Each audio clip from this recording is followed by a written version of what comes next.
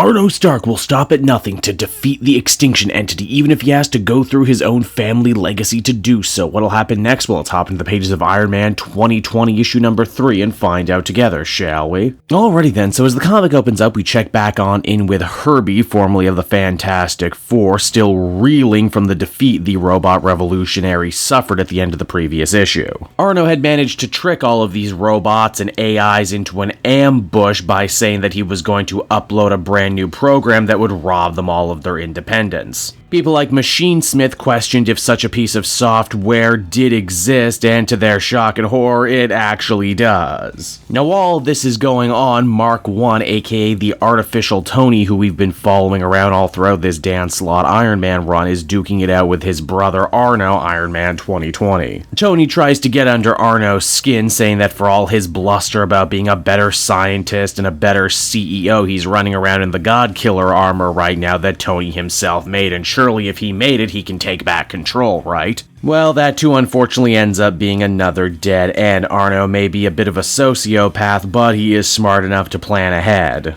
Now, even though the robot legions had failed in their mission to stop the upload of the program, Machine Smith manages to get a message out to every other cybernetic being on the planet that it's officially go time now. Arno and Banetronics would literally rob them all of what little independence they have, and unless they're all willing to join up and fight as one, no one's gonna make it. It's here too, poor Andy ends up actually getting punished for this robot uprising by Sunset Bane, the leader of Banetronics. Andy, we discover, has been the one actually leaking information to the robot resistance. Bane isn't gonna kill him or anything, she doesn't have to, she's just gonna fire him and make sure that he never works in this industry he loves ever again. Speaking of not getting killed, Mark I Tony sadly ends up getting overwhelmed by Arno Stark's superior technology, but he too is spared. Arno decides to simply knock him out and take him back to his penthouse for one of the weirdest family reunions ever. You gotta remember, up until now, Mark I Tony had no idea Howard and Maria Stark had been resurrected. Tony himself is especially sickened once he realizes that Arno had used the brain patterns that Tony himself had hidden away inside the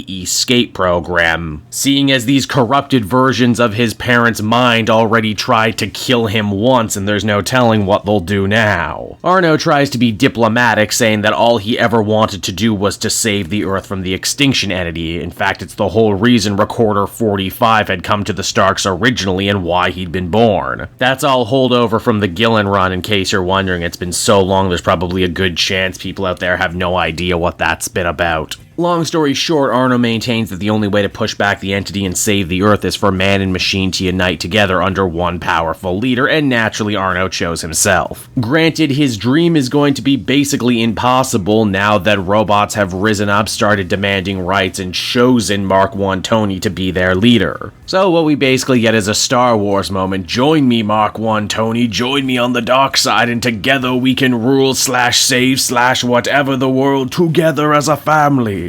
Mark I Tony, as he's been doing a lot recently, asks himself what the real Tony would do if he was around right now, and rightly so turns his brother down, and not a moment too soon either, as the robot revolutionaries are choosing now to storm the building. Now, if you'll recall, Aaron Stack Machine Man, before he ran off to his own special one-shot in this event, was supposed to destroy the transponder on top of Stark Industries, in hopes that if Mark I Tony's original plan had failed, they would be able to slow down the upload of the submission code. Now that that's gone tits up, it looks like everyone's going to have to go with Plan B. A plot much easier said than done, especially when Arno Stark decides to short out Mark I's very analog suit, meaning that he's basically got to make the long climb all on his own. Luckily, Herbie once again returns to offer some much needed support fire, and I mean really, to see a cute little robot like Herbie shooting a rocket launcher is just badass and adorable. The transmitter gets destroyed, but poor Mark I Tony ends up suffering a terrible fall, and as the comic comes to a close, it's left open-ended whether or not he's dead or alive. And so that was Iron Man 2020 issue number 3, everybody, and overall I did enjoy it. If I did have some minor complaints, this is a very talky, very backstory story-heavy issue, and not even new information is shared. More or less, it's about getting Mark 1 Tony up to speed on everything we as the reader already knew. It is pretty interesting and kind of compelling to see Mark 1 Tony question his own personhood to say that if nothing else, he is still the ultimate invention of the original Tony Stark, only to have Arno come in and basically treat him like Tony anyway. Makes me think Arno knows something that we as the reader don't know, and something that might end up being important down the line. Speaking of important down the line, I like Mark 1 Tony is sure to reiterate that Howard and Maria were already based on corrupted files. And seeing as Arno's been doing nothing but prodding and abusing these artificial versions of his mum and dad, there's no telling that they might just end up going nuts and turn on him at some point. Overall, I feel comfortable giving this one a 7.5 out of 10. Enjoyable, if a little bit more on the slow side than the first two issues were.